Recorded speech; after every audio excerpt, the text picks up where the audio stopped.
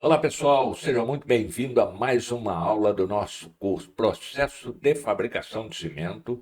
Nessa aula de número 11, nós vamos falar sobre despoeiramento, a importância dele numa fábrica de cimento, não só numa fábrica de cimento. Várias indústrias utilizam sistemas de filtro para evitar poluição ambiental. Então nós vamos falar sobre filtros, vamos ver como é que é o funcionamento deles e bora lá para a aula, porque nós temos muita coisa para ver aí.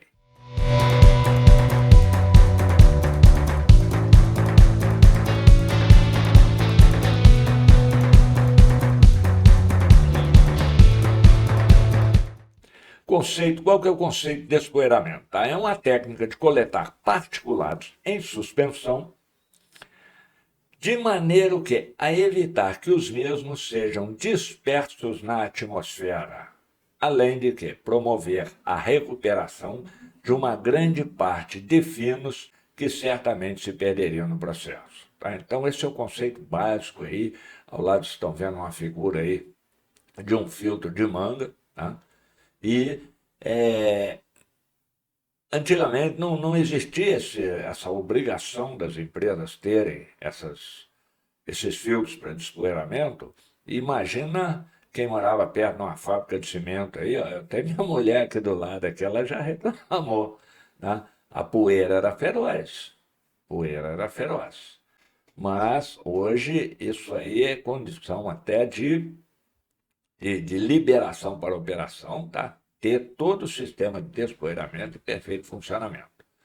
E o que é o poluente atmosférico? Tá? É toda e qualquer forma de matéria ou energia com intensidade e em quantidade, concentração, tempo ou características que tornam ou possam tornar o ar impróprio, nocivo ou ofensivo à saúde, inconveniente ao bem-estar público, danoso aos materiais, à fauna e à flora ou prejudicial à segurança, ao uso e gozo da propriedade e às atividades normais da comunidade. Imagine vocês uma fábrica expelindo, se ela não tiver um sistema de filtragem adequado, ela expelindo essa poeira aí, ó, pode ter certeza que a comunidade vai fazer um abaixo assinado para fechar essa fábrica.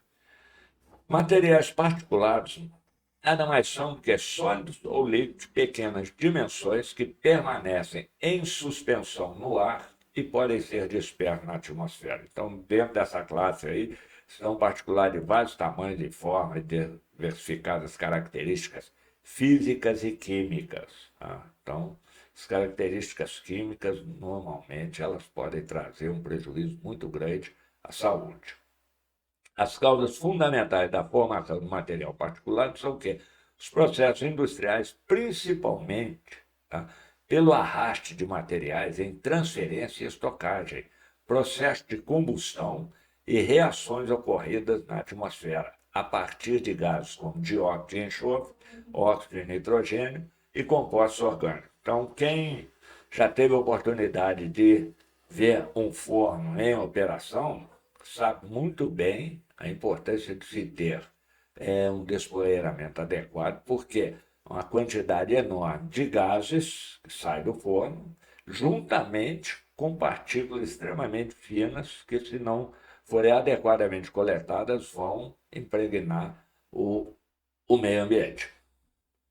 Então, os efeitos da emissão de particulado incluem redução na visibilidade, com formação de fumaça e névoa, poeira, desgaste de materiais por corrosão e alteração no microclima local. Tá? Pode até influenciar nisso aí, dependendo da fábrica, dependendo da atividade da indústria. Também pode haver danos à saúde humana e animal e o retardamento do crescimento vegetal. Então, visto todo esse problema aí que pode ocorrer, tá? As empresas começaram a utilizar uma série de filtros. E aqui nós vamos falar especificamente, tá, a princípio, sobre o eletrofiltro. Qual que é o princípio de funcionamento dele, tá? Então, o que nós temos aí, em todos os eletrofiltros ou precipitadores eletrostáticos, nós podemos considerar o quê? Que a captura de partículas obedece aos seguintes princípios. Etapa número 1. Os elétrons originados pelos eletrodos de emissão, efeito corona, carregados negativamente, submetidos a alta tensão, entre 30 a 100 quilowatts, dirigem-se para as placas coletoras, que são carregadas positivamente, e durante o seu trajeto, eles ionizam as moléculas gasosas. Na etapa 2, esses íons assim formados aderem às partículas de pó, carregando-as negativamente. Na etapa 3, o campo eletrostático existente provoca o quê? A migração das partículas carregadas para as placas coletoras, tá? Que são positivas e ligadas à Terra, onde se depositam e neutralizam. O pó precipitado sobre os eletrodos coletores é removido através de um sistema de batimento ou vibração periódica.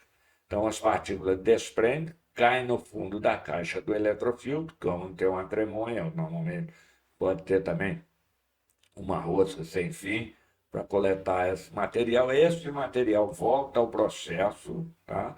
É incorporado novamente na farinha, na alimentação do forno. Então, ele tem ali um ciclo constante ali e ele não vai para o ar, não vai para a atmosfera.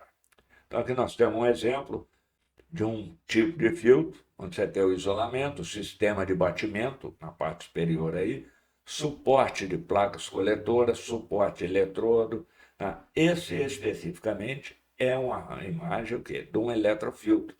Tá? Câmara de decantação, placa distribuidora do gás, placa coletora, a carcaça, que é a caixa dele, isolamento, porta de inspeção, suporte, e aqui embaixo, aqui, ó, nessa tremonha aqui, onde o material particulado é coletado e volta ao processo de fabricação e é reintroduzido no forno para se transformar em clique. Tá?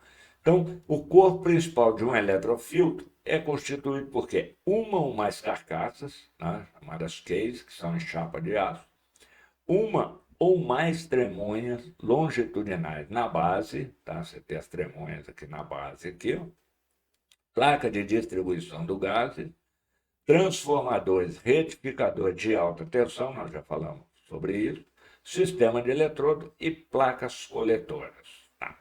A carcaça do eletrofiltro, para que ela serve? Ela é conhecida para suportar as seguintes condições: temperatura e pressão próprias do processo de fabricação. E a gente sabe que a temperatura desses gases não é baixa, né? A gente trabalha aí com altas temperaturas. Característica química dos gases de processo, onde pode haver corrosão, então tem que ser um material à prova de corrosão. E também as condições climáticas adversas, vento, chuva, neve. Bom, nessa imagem aqui, o que nós estamos vendo é o quê? Um filtro de mangas. Tá? Então, ele tem uma série aqui, ó, de mangas filtrantes, tá? Dentro de vários compartimentos. Tem a entrada dos gases, as placas de cobertura, parafuso sem fim para a retirada do material. Aqui tem as tremonhas aqui, ó, em cada célula dessas mangas aqui, você tem uma tremonha para coleta do material e uma rosca sem fim que vai transferir esse material novamente para o quê? Para inserção no processo de cozimento. Então, a entrada de gás, tá, nesse fio de manga, é feita pela base, circula através das mangas para o exterior, ficando o quê? A poeira depositada na superfície externa da manga. A eficiência de filtração é incrementada e mantida pela camada permanente de poeira sobre as mangas. Eu acredito, não sei, tem muito tempo que eu estou fora da área, mas que esse tipo de fio de mangas é um dos mais utilizados em fábrica de cimento. Pelo menos as fábricas que eu trabalhei utilizavam mais esse tipo de filtro aí, que é o fio de manga. Então a limpeza é feita através de quê? de uma determinada perda de carga ou intervalo de tempo definido, tá? E o processo de limpeza é iniciado. Então, ela é efetuada através da injeção de ar comprimido em cada manga. Você tem a limpeza online ou offline. No online, ela é feita simultaneamente com o processo de filtragem, e no offline, ela é efetuada com os compartimentos isolados. Tá? Então, no interior das mangas, existe uma armação de ferro chamada manequim. Tá? São os manequins metálicos. Qual que é o objetivo deles aí? Impedir que as mangas se fechem. Tá? Então, você tem lá o fio de manga com o manequim, que permanece ali como se fosse um tubo de PVC, certo? Aquele tubo assim. Se não tiver esse manequim, a pressão dos gases ali vai fazer o quê? Essas mangas fecharem. Então, não vai acontecer o quê? A filtragem da forma que deveria ocorrer. Então, aqui nós temos 3 imagens. Eu vou ampliar aí para vocês, tá? Método de limpeza contra corrente. Limpeza pneumática por jato de ar. Aqui eu mostrei aqui, ó, tem o manequim, a manga, tá? Então tem a entrada do gás contaminado, gás com a poeira, e ele vai ficando, vai impregnando essa manga aqui, né? As poeiras ficam coladas aqui na manga e o gás passa e vai para a atmosfera limpo. Então, quando se faz a limpeza, você injeta ar comprimido, que faz com que essa poeira colada na manga, ela caia nas tremonhas lá. E tem um outro método de limpeza, que é o de batimento. Esse aqui tem um sistema aqui que faz com que aconteça uma forma assim de bater, como se pegasse um saco aí de aspirador de pó e tira ele e aí depois você bate ele lá para tirar. Né? Mas é um sistema mecânico bastante interessante. Então aqui, ó, essa imagem é bem mais ilustrativa, bem mais fácil de entender como que acontece. Então você tem aqui, ó, a entrada do ar contaminado, tá? No fio de mangas aqui, ó. Esse ar circula entre as mangas, pode ver aqui o particulado aqui, e as partículas vão ficando o quê? Presas na manga, certo? Quando se faz a limpeza, que é a injeção de ar comprimido aqui, ó, nessa imagem aqui, nesse terceiro aqui, mostra que as partículas se desprendem da manga e caem o quê? Na tremonha. Então, esse material particulado aqui, ó, na tremonha, ele é realimentado ao forno. Tá? Então, embaixo aqui tem um corte melhor aqui para entender como isso funciona. E aí, pessoal, chegamos ao final dessa aula aí. Espero que tenham gostado. Tá? Nós vimos a importância do despoeiramento, assim, de uma forma resumida, mas que dá para ter uma ideia o que é que hoje qualquer tipo de indústria, tá? Que não tenha um sistema de filtragem de gases, eu estou falando de indústrias que produzam gases e produzam particulados. Se ela não tiver um sistema de filtragem adequado, a lei ambiental não deixa ela nem funcionar, ela não recebe nem a autorização para a operação. Certo? Na próxima aula, nós vamos ver como que o Clinker, então todo esse processo que nós vimos até aqui, tá? E lembra das aulas do Clinker lá, aquela transformação química dele lá, que é uma coisa fantástica. Então, na próxima aula, nós vamos ver como que esse Clinker, lindo e maravilhoso, fabricado com todo amor e carinho, vai se transformar no cimento que nós conhecemos. Aquele cimento que você vai em qualquer loja de material de construção e compra. Só que tem vários tipos de cimento, então ainda tem muita coisa pela frente. Eu quero agradecer a você que acompanha esse canal, que prestigia, que apoia. Se não tiver inscrito, por favor, se inscreva. E até a próxima aula.